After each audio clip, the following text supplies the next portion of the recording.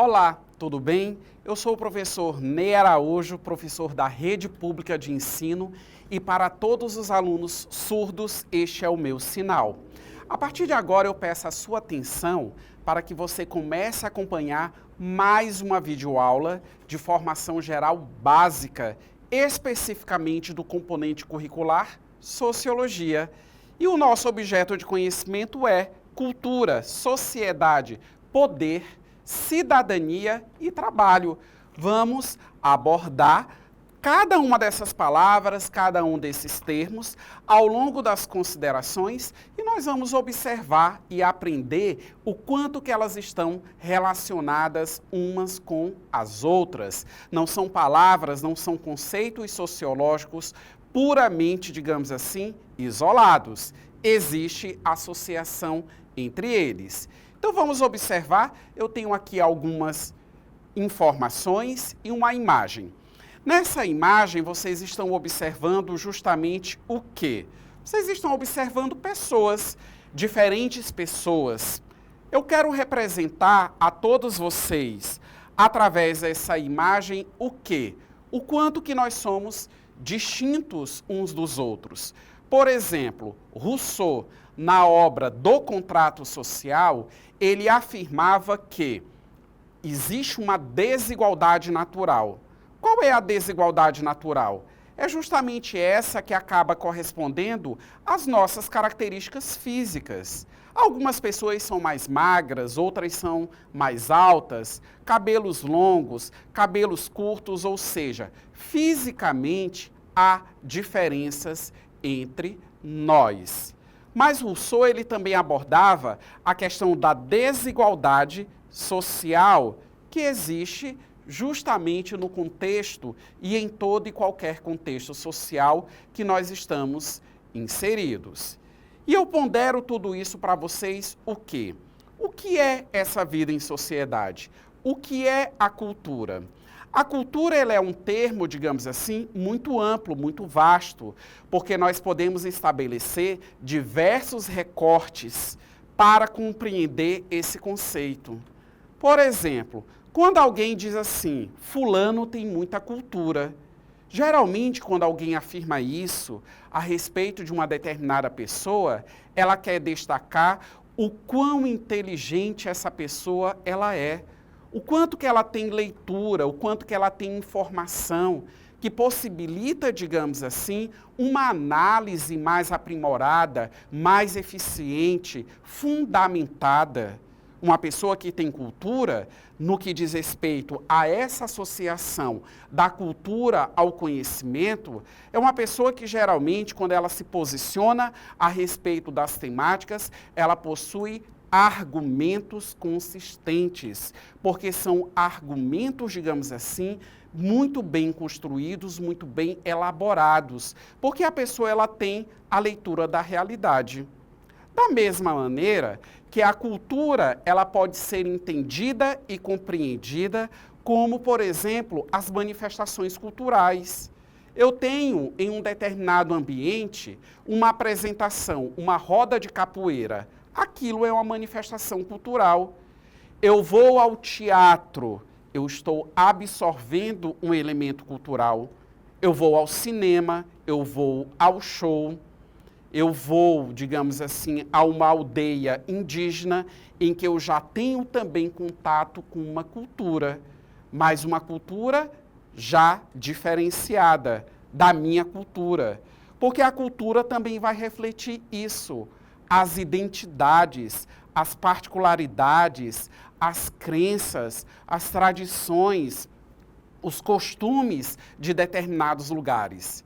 Por exemplo, se nós levarmos em consideração a realidade brasileira, nós vamos perceber que, culturalmente falando, o Brasil ele não é um país homogêneo. O nosso idioma ele é o português. Mas como que as pessoas elas utilizam a língua portuguesa no nosso país? Nós sabemos, até mesmo pelos meios de comunicação, os vídeos nas redes sociais, em que as pessoas elas estão utilizando a oratória delas, nós sempre vamos identificar as distinções. As palavras, as letras, os tipos de sílaba, a forma de pronunciar as palavras, nós vamos identificar os regionalismos. E isso, sem sombra de dúvidas, é uma riqueza, porque quando nós partimos para entender a cultura do ponto de vista da identidade das pessoas, da identidade dos locais, seja uma cidade, um país, nós vamos encontrar justamente essas variações. E a cultura, sem sombra de dúvidas, ela tem a ver com a sociedade. Porque o viver em sociedade, ele não implica tão somente que nós temos que estar em um determinado território, em um determinado espaço. Viver em sociedade é só o aglomerado de pessoas? Não. Viver em sociedade implica entender que nós precisamos estabelecer relações sociais. E essas relações sociais, elas não são estabelecidas tão somente, por exemplo, com a minha família, com os meus amigos. Às vezes, em um determinado dia, eu preciso ter uma relação social com uma pessoa que eu não conheço. Por exemplo, eu estou transitando numa determinada calçada e, de repente, alguém precisa de uma informação e ela me solicita essa informação. Onde fica determinada instituição? E eu presto essa informação. E é uma pessoa absolutamente desconhecida. Mas eu estabeleci uma relação social com ela. O filósofo Aristóteles, na obra A Política, ele tem uma máxima. Ele escreveu que o homem é, por natureza, um animal político.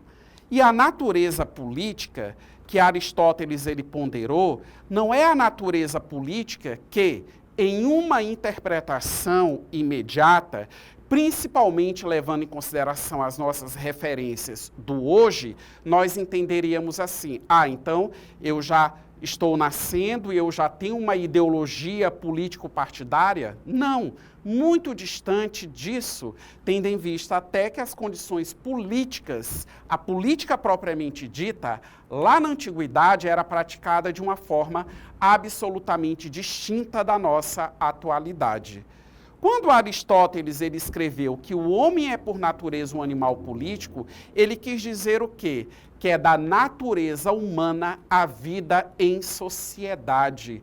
Porque nenhum indivíduo, na sua individualidade, ele é autossuficiente. Nenhum indivíduo, na sua particularidade, ele tem a capacidade de suprir todas as suas carências e todas as suas necessidades. O contato que nós estabelecemos, contato esse mais próximo com algumas pessoas, no caso os nossos familiares, e um pouco mais distante com as pessoas que nós temos menos contato. É isso que satisfaz a natureza humana, é isso que satisfaz e que faz com que as nossas necessidades elas sejam supridas. Vamos retomar aqui, novamente, para a nossa imagem, vamos consolidar algumas informações. Então, nos 3 marcadores, nós temos aqui, breves comentários. Cultura é tudo aquilo que criamos e passamos adiante. Costumes, crenças, arte, língua e modos de viver. No 2º marcador, sociedade é o conjunto de pessoas que convivem e compartilham essa cultura. Então, percebam, não tem como você dissociar cultura de sociedade. Então, toda e qualquer sociedade é a manifestação de uma identidade e de uma cultura. E, por fim, juntas, cultura e sociedade moldam quem somos e também como vivemos. E avançando aqui, nós temos uma outra imagem em que vocês podem visualizar um ambiente de trabalho. São pessoas executivas que têm a sua profissão e, pelo contexto que está sendo retratado na imagem, nós podemos justamente observar o quê? Trata-se de um ambiente de trabalho, eles estão discutindo uma determinada pauta, estão trocando ideias e, obviamente, vão estar divergindo em relação um ao outro até chegar a um alinhamento e as devidas tomadas de decisões. Então, aqui, Nessa imagem, através dela, eu quero frisar dois outros conceitos pertinentes ao nosso objeto de conhecimento, que é o conceito de trabalho. Nós precisamos trabalhar. O homem sempre precisou trabalhar. O que foi modificado ao longo da história, tomando como ponto de partida a condição primitiva do homem, até os dias de hoje, foi a forma como que o homem trabalhou. E o trabalho, ele é fundamental em toda e qualquer sociedade. Como que você garante a sua condição de existência se você não trabalha? Como que você tem acesso ao alimento se você não trabalha? Se nós levarmos em consideração o homem primitivo, através dos seus conhecimentos, do meu conhecimento de história, nós vamos poder perceber que o homem primitivo, ele era essencialmente coletor. Ou seja, qual era o trabalho dele? Coletar frutos, caçar e pescar. Ele era totalmente dependente da natureza. Por isso que quando as primeiras tribos primitivas elas foram formadas, muitas das vezes eles eram nômades. O que é um nômade? É justamente aquele que se desloca de uma determinada localidade para uma outra localidade. E por que existia esse movimento entre eles? Esse movimento, ele era existente porque muitas das vezes os recursos que existiam em uma determinada localidade, eles já começavam a ficar escassos. Então, eles sempre estavam procurando localidades em que os recursos, ou seja, a possibilidade de caça, a possibilidade de pesca, a possibilidade da coleta do fruto, estivesse numa condição em potencial, obviamente, superior em relação ao local de onde eles estavam se retirando. Por isso que eram nômades. Mas isso era o trabalho deles. Esse era o trabalho deles. Por exemplo, as populações indígenas no Brasil, elas sofrem um preconceito muito injusto. E nós sabemos que o preconceito, ele acaba correspondendo a uma limitação de informação por parte daquela pessoa que manifesta justamente esse preconceito. É muito comum na sociedade brasileira nós ouvirmos assim, o índio é preguiçoso. Um julgamento que o colonizador atribuiu a ele. Mas o colonizador europeu, ele estava habituado a uma outra realidade de trabalho. O indígena, antes do descobrimento, que aqui ele vivia, que aqui sobrevivia no território brasileiro, no continente americano, ele tinha uma rotina de trabalho, um modo de viver, ou por que não dizer, uma cultura totalmente diferente do homem europeu. Então, prestem bem atenção o quanto que o trabalho ele é imprescindível nas sociedades em diferentes épocas e retomo, inclusive, o comentário anterior. O que foi modificado foi a forma como que se trabalha. Por exemplo, em nossa atualidade, nós não somos mais coletores. Nós não temos, por exemplo, cultura de subsistência. A nossa economia, por exemplo, ela não é uma economia de subsistência como era na época da sociedade feudal. Hoje não. Hoje nós temos profissões. Você é médico, você é juiz, você é mecânico, você é professor. Você precisa ter um conhecimento. Você precisa ter habilidades específicas para você executar determinadas tarefas. Esse é o nosso hoje. Eu preciso ter um contrato de trabalho, eu preciso ter uma carteira assinada, eu preciso passar num concurso público. Então percebam o aparato, a complexidade que ao longo do tempo ela foi sendo criada e que hoje, por exemplo, nós estamos submetidos a essa realidade. Sendo que em outras sociedades, em outras épocas, o trabalho ocorria de uma maneira muito mais singular, levando em consideração a nossa atualidade. Mas é o que eu disse anteriormente. O trabalho ele é fundamental em cada contexto social. E não há como o homem sobreviver, garantir a sua condição de existência sem que ele venha trabalhar, sem que ele venha produzir. Vamos aqui retomar as informações? Então, nós temos que o trabalho é essencial para a organização da sociedade. No segundo marcador, nós temos a seguinte afirmação: o poder determina quem manda, quem obedece e quem tem acesso a oportunidades. O que é poder? Que pergunta interessante. É muito comum, principalmente em períodos eleitorais no Brasil, você tem a vitória de uma determinada figura política, uma determinada pessoa, que pode ter sido eleito ou eleita a governador, a prefeito, a deputado estadual, federal, senador, enfim, os cargos eletivos que, no caso, estão disponíveis para a concorrência. E aí é muito comum nós lermos ou nós ouvirmos: fulano tem poder. Ah, é o super-homem? É a Mulher Maravilha? Não, não é. Ah, vai ser o prefeito da cidade. Ele tem o poder agora nas mãos dele. Todo o poder está ali, nas mãos de um presidente da República, nas mãos de um prefeito, nas mãos de um vereador? Também não. O poder, primeiramente, ele é algo disseminado na sociedade. E eu falo isso a todos vocês com base na teoria do Michel Foucault, especificamente no livro A Microfísica do Poder. Poder é algo fragmentado. Conforme eu li agora há pouco a todos vocês, o poder ele está nas relações sociais, que são fundamentais para a vida em sociedade, e eu comecei essa videoaula tratando justamente a respeito disso, né? Então, o poder ele tem essa peculiaridade. Eu sou chefe, por exemplo, e como chefe, eu tenho uma equipe.